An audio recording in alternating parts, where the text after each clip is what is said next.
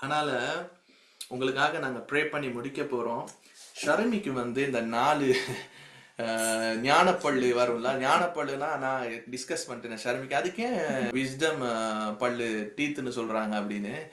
அப்ப நான் கேட்கும்போது அப்பதான் நம்ம பேசணும். நான் கேட்டேன், அது அது வந்தா ஞானம் வருமா அப்படின்னு டிஸ்கஸ் பண்ணிட்டு இருந்தோம் நேத்து. ஆக்சுவலி அது 17 வயசுல இருந்து 25 வயசுக்குள்ளதான் அந்த பல்லு வரும். அது ஒரு முதிர்ச்சி அடைகிற காலனால பெரியவங்க அந்த காலத்துல சொல்லுவாங்களா, அது ஞானப்பல்லு அப்படின்னு சொல்லுவாங்களாம். ஆனா இவங்களுக்கு அந்த ஞானப்பல்லு இந்த பக்கம் இந்த வயசுல வந்துச்சு. வந்தபோது அந்த ட்ரிப் போன போது ரொம்ப பெயின். அப்பதான் 1ஆம் தேதி மார்ச் நான் மெசேஜ் உங்களுக்கு போடுறேன்ல, அந்த மெசேஜ்ல பல்லுக்காக நன்றி ஆனால் பல்லு வலியை நான் ஆசீர்வதிக்கிறேன் அப்படின்னு. அப்ப ஷர்மிய நான் சொன்னேன், சரி நம்ம போலான்னு சொல்லி கூட்டிட்டு போய் காட்டுனா அந்த டாக்டர் சொன்னாங்க இதை ஆப்ரேஷன் பண்ணணும் அப்படின்னு. அப்ப நேத்து தான் ஆப்ரேஷன் டே. நான் அப்ப எப்போதுமே சொல்றது, நேத்து ஜூடுக்கு கூட சொல்லி கொடுத்துருக்கேன். சூழ்நிலையில இப்ப இந்த பல்லு பிதா தந்தானா பல்ல நாங்க என்ன பண்ணணும், நன்றி சொல்லணும், வழியை ஆசீர்வதிக்கணும். தேவன் சொல்றாரு, உன்னை சபிக்கிறவர்களையே ஆசீர்வதினா உங்களுக்கு பெயினா இருக்கிறத நம்ம ஆசீர்வதிக்க கூடாதா? ஆசீர்வதிச்சான். நேத்து போன போது டாக்டர் என்ன சொன்னாங்கன்னா இவங்களுக்கு, ஓ உங்க பல்லு ரொம்ப அழகா இருக்கு, நீங்க ஆப்ரேஷன் பண்ண வேணாம், நீங்க சந்தோஷமா போலாம், நீங்க அதை குறிச்சு ஒன்றும் யோசிக்க வேணாம்னு அனுப்பிட்டாங்க. என் வைஃப் நேத்து என்னை கட்டி பிடிச்சி சந்தோஷப்பட்டாங்க. நாங்க உங்களுக்கு சொல்றது இப்ப என்னன்னா, இந்த நொடியில உங்க பாடியில என்ன பிசிக்கலி கஷ்டப்படுறீங்களோ, உங்க உடம்புல கஷ்டப்படுறீங்களோ, எலும்பு இருக்கா எலும்புக்காக நன்றி செலுத்துங்க. ஆனால் ஒரு பெயின் இருக்கா அதை ஆசீர்வதிங்க. எனக்கு அடிக்கடி முன்னாடி இருந்து இங்க வந்தோன்னே தூக்கம்லாம் மாறி கொஞ்சம் தலைவலிகள் எல்லாம் வரும் லேட்டா தூங்குறதுல. அது நான் ஈஸியா மருந்து போடுறது இல்ல, மருந்து போடக்கூடா என்ற ஒரு விஷயம் கிடையாது, அது ரெவலேஷன் ஆக்கணும்னு நினைச்சேன்.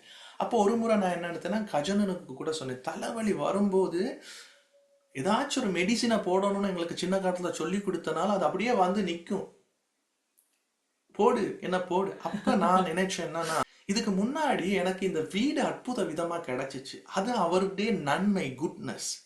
அது அப்படியே நினைச்சோன்னா அதை ஒரு மாத்திரையா எடுத்து அப்படியே வாயில, நீ நல்லவரப்பா நன்மை, அந்த தேசிக்காய் தெரியும் தானே, உங்க வாயில ஊறிச்சு. இப்ப எல்லாரும் கையில ஒரு தேசிக்காய் எடுங்க, தேசிக்காய் லெமன் எடுங்க, எடுத்து அப்படி உண்மையான லெமன் இல்ல, கையில இமேஜினேஷன் லெமன் எடுங்க கையில, எல்லாரும் எடுங்க. Okay. எடுத்து அப்படியே உருட்டுங்க. வெட்டுறதுக்கு முன்னாடி என்ன பண்ணுவீங்க, உருட்டுவீங்க. இப்ப அதை அப்படியே வச்சு வெட்டுங்க பார்ப்போம். வெட்டும் போது எல்லாம் வாயெல்லாம் ஒரு மாதிரி இருக்கு, வெட்டுங்க. அப்படியே எடுங்க கையில, அப்படியே புளிங்க. என்ன ஜோய் கார்த்திக், என்ன தெரியுது? எச்சு ஊறுதுண்ணா. எச்சி ஊறுது. எத்தனை பேருக்கு புளிப்பு வந்துச்சு? ஆ, இதே மாதிரி தான் இமேஜினேஷன். ஜீசஸ் சொல்றாரு, ஒரு ஸ்திரியோ சிந்தையில நினைக்கும் போது அவன் உறவு கொண்டுட்டான் மாதிரி. இமேஜினேஷன் பவர் என்னன்னா, உங்க உடம்புல சரீர சுகத்தை இப்படிதான் இமேஜினேஷன் பண்ணணும். அதே மாதிரி அது தியரியா இல்ல, உங்க சரீரம் அதுக்கு ஒத்துழைக்கும். அப்படிதான் ஹீலிங்க நாம அவருடைய தழும்புகளினால் குணமானோம்னா தேசிக்கா புளிக்கும், அது இல்ல கதை. புளிக்கிறது உணர்றீங்களா, அதே மாதிரி அவருடைய தழும்புகளினால் குணமானேன்னா பாடியில சுரக்கணும் அது. அந்த மாதிரி அந்த நன்மையை உணர்ந்து வாயில போடுவேன், போட்டுட்டு தலைவலி ஆசீர்வதிப்பேன். ஃபியூ செகண்ட்ல தலைவலி போயிடும். அப்புறம் 6 நாள் கழிச்சு திரும்ப வந்துச்சு. வந்தபோது என்ன பண்ணேன்னா, இதுக்கு முன்னாடி தலைவலி எனக்கு போச்சு தெரியுமா, அது ஒரு மாத்திரையா எடுத்து போடுவேன் வாயில. மாத்திரை போடுவேங்க நான், ஆனா போடுறது என்ன மாத்திரைனா, ஃபாதர்ஸ் குட்னஸ் என்ற மாத்திரை. இப்படியே மாத்திரை போட பழகணும். அதனால தான் அவர் சொன்னாரு, நீங்க மாத்திரை போடுற பழக்கம் இருக்கனால நான் உங்களுக்கு என்னுடைய சரீரத்தை இரத்தத்தை மாத்திரையா நான் தாரேன், அதை போடுங்கப்பா அப்படின்னு சொன்னார். அதை தான் என்னை நினைவு கூறும்படி இதை செய்யுங்கள் என்றார். அதனால எல்லாத்தையும் ஜெயிக்க முடியும். எப்படி தெரியுமா? Choose father's goodness, speak life. பிதாவின் நன்மையை எப்பொழுதும் தெரிந்தெடுங்கள், ஜீவனை பேசுங்கள். அதுதான் உங்களை குமாரத்துவத்துல முன்னோக்கி போக வைக்கும்.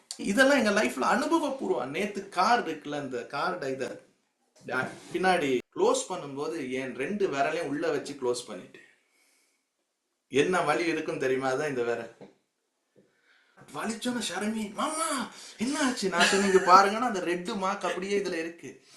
அந்த டைம் 2 பேரும் சேர்ந்து நம்ம ராம்பாபு அண்ணன் அடிக்கடி சொன்னதை நான் ஞாபகத்துல வச்சுக்கணும். அது அதை நான் ஷர்மிக்கு அடிக்கடி நான் சொல்லுவேன்.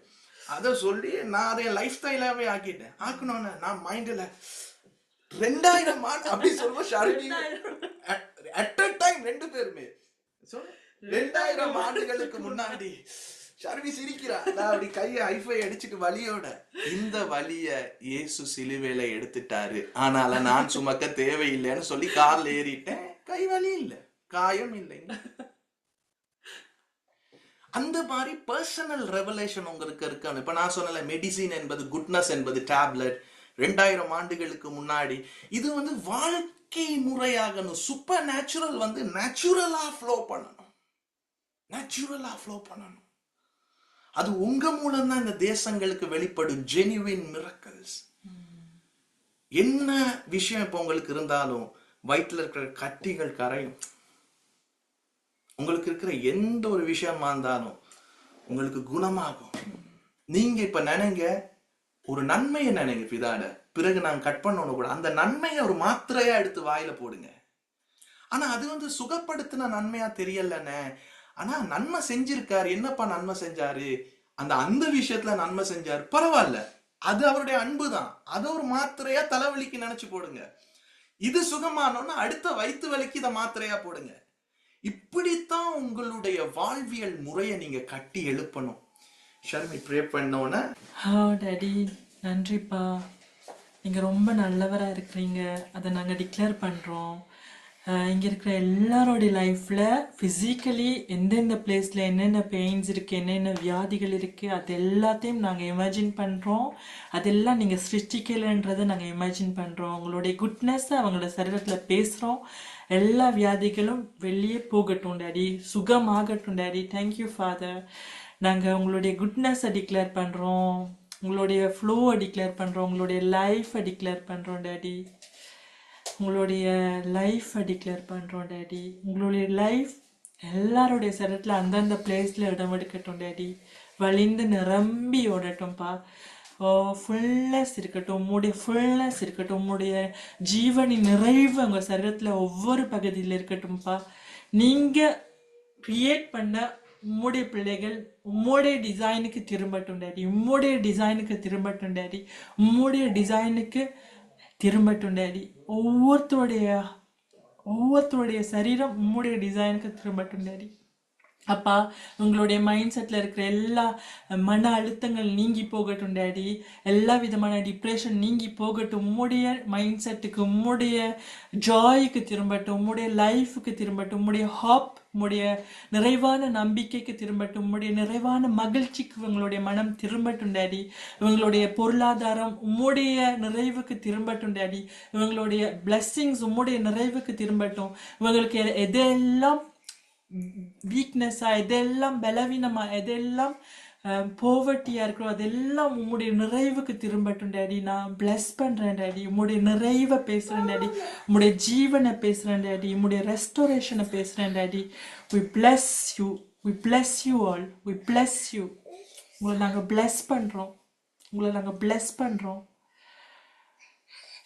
not less than the fullness of daddy. அப்பாவுடைய நிறைவுக்கு ஒரு சொட்டு கூட குறையாம உங்களை நான் பிளஸ் பண்றேன். we bless you.